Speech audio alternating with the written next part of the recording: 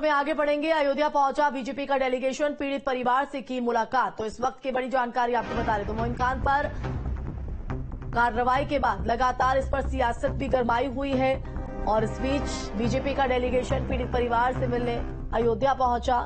उस दौरान की तस्वीर भी हमने आपको दिखाई थी। तो 3 सदस्यीय ये डेलीगेशन था जो पीड़ित परिवार से मिलने पहुंचा है। 5 लाख की आर्थिक मदद भी अब तक पीड़ित परिवार को दी जा चुकी है।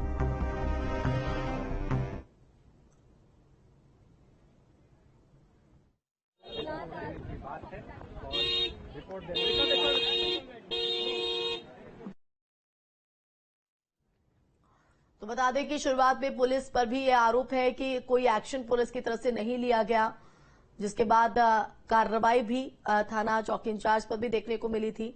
और अब बीजेपी का डेलीगेशन पीड़ित परिवार से मिलने पहुंचा है अयोध्या। उस दौरान की तस्वीर आप टीवी स्क्रीन पर देख रहे हैं।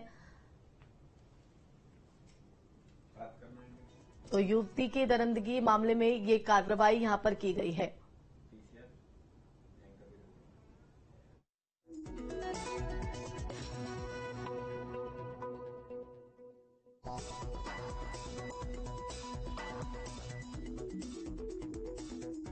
गीता, तो बता दें कि राज्यसभा सांसद बाबूराम और मंत्री नरेंद्र कश्यप डेलीगेशन में शामिल हैं, जो यहां पीड़ित परिवार से मिलने पहुंचा था। फिलहाल जो बीजेपी का डेलीगेशन है वो पीड़ित परिवार से मुलाकात कर उनकी पूरी समस्या को जानकर, क्योंकि अब जो आरोपी हैं वो तो सलाखों के पीछे पहुंच गए हैं, लेकिन उनके खिलाफ क्या सजा की मांग है ये भी पीड़ित परिवार की तरफ से कहीं ना कहीं पूछा गया होगा।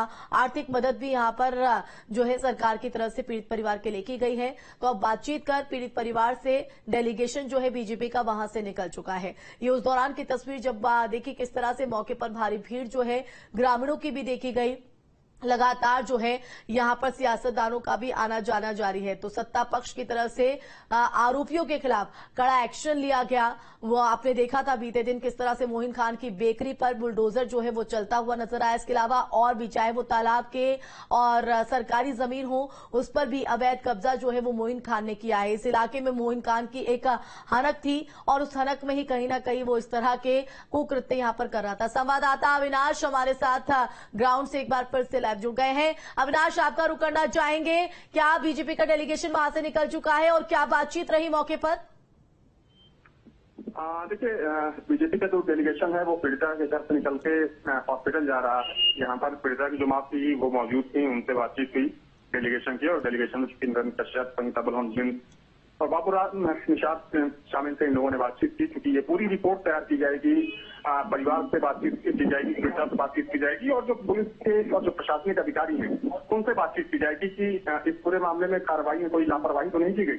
और इस पूरी रिपोर्ट को सबमिट किया जाएगा, बीजेपी आला कमान को दिया जाएगा। और देखिए, सबसे बड़ी बात तो ये है कि चूंकि इस मामले में सरकार की एक बड़ी कार्रवाई देखने को मिली है। जो आरोपी है उसकी संपत्तियों पर बुलडोजर चलाया गया है, लेकिन ये कार्रवाई अभी रुकने वाली नहीं है, क्योंकि इस मामले में उसकी सभी अवैध संपत्तियों को खंगाला जा रहा है। क्योंकि आरोप ये है कि जो आरोपी है उसका इस क्षेत्र में काफी प्रभाव था और चूंकि भाजपा ये आरोप भी लगा रही है कि अवधेश प्रसाद का वो सहयोगी था।